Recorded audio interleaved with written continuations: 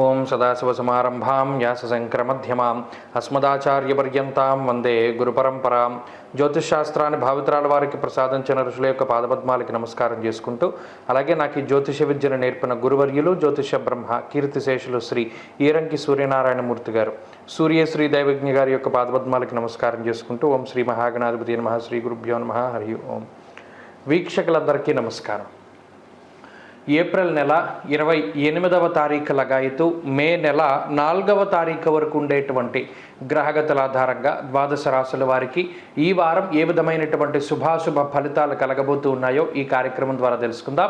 అందులో భాగంగా ఈ వారం ఉండేటువంటి గ్రహగతులను గమనిద్దాం. ఈ వారంలో మేష రాశి యందు రవిగ్రహం శుక్రగ్రహాల తాలూకు సంచారం కనబడుతూ ఉన్నది. అలాగే వృషభ రాశి యందు గురుడు సంచారం చేస్తూ ఉండగా, కన్యా రాశి యందు కేతువు, కుంభరాశి యందు శనేశ్వరుడు, మీనరాశి యందు కుజ, రాహు, బుధగ్రహాల యొక్క సంచారం ఉన్నది.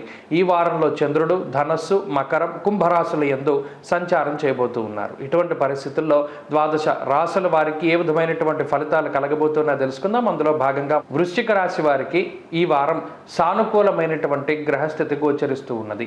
ప్రత్యేకించి ఈ రాశి వారికి సప్తమ స్థానంలో గురుడు యోగిస్తూ ఉండడం, షష్ఠ స్థానమందు రవిగ్రహం అనుకూలిస్తూ ఉండడం, అలాగే పంచమ స్థానమందు బుధగ్రహం యోగిస్తూ ఉండడం, చంద్రబలం అధికంగా ఉండడం, వెరసి 4 గ్రహాల తాలూకు శుభ ఫలితాలు ఈ వారం రానున్నాయి. మరీ ముఖ్యంగా గురుని యొక్క స్థానం మార్పు ఎప్పుడైతే జరిగిందో అప్పటి నుండి ఆర్థికపరమైనటువంటి ఇబ్బందులు ఏవి కూడా ఈ రాశి వారిలో కనబడడం లేదు. అంతేగాక జీవిత భాగస్వామికి సంబంధించినటువంటి విషయాలు, కుటుంబ సంబంధమైనటువంటి వ్యవహారాలు, ఆర్థిక సంబంధమైనటువంటి వ్యవహారాలు, వీటిలో ఏవైనా చిన్నపాటి సమస్యలు ఉన్నప్పటికీ ఆ సమస్యలన్నీ కూడా తగ్గుముఖం పట్టేటువంటి విధంగా ఈ గ్రహస్థితి వృశ్చిక రాశి వారికి ఫలితాన్ని ఇస్తూ ఉంటుంది.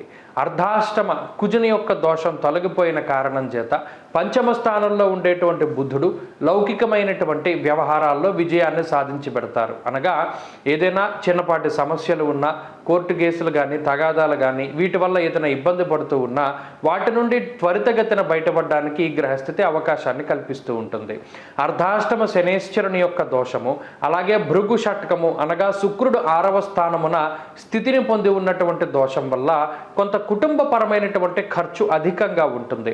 కుటుంబ సభ్యులకి ఏదైనా చిన్నపాటి ఫంక్షన్స్ లేదా చిన్నపాటి శుభ కార్యక్రమాలకు సంబంధించినటువంటి పరిస్థితులు ఏవైతే ఉన్నాయో వాటికి కొంత ధనాన్ని ఖర్చు పెట్టవలసినటువంటి అవసరం ఏర్పడుతూ ఉంటుంది.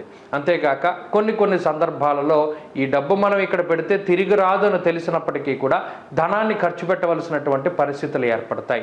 అంతేకాక వృశ్చిక రాశి వారు ఎవరైతే దేశాంతర వాసం చేయాలి అనుకుంటూ ఉన్నారో, అనగా విదేశీయానము, విదేశాల్లో చదువుకోవడము, ఉద్యోగం చేయడము, స్థిరపడ్డం లాంటి అంశాలు ఏవైతే ఉన్నాయో అవన్నీ కూడా ఈ వారం లగాయతు సానుకూలమైనటువంటి ఫలితాలు ఇవ్వడానికి అవకాశం ఉంటుంది. ఉద్యోగపరమైనటువంటి అంశాలు చాలా సానుకూలంగా గోచరిస్తూ ఉన్నాయి. ఉద్యోగంలో ఎదుగుదల, స్థానచలనం లాంటి అంశాలు కూడా సానుకూలంగానే ఉన్నాయి. వ్యాపార పరంగా వృశ్చిక రాశి వారికి ఈ వారం చాలా అనుకూలంగా ఉంటుంది.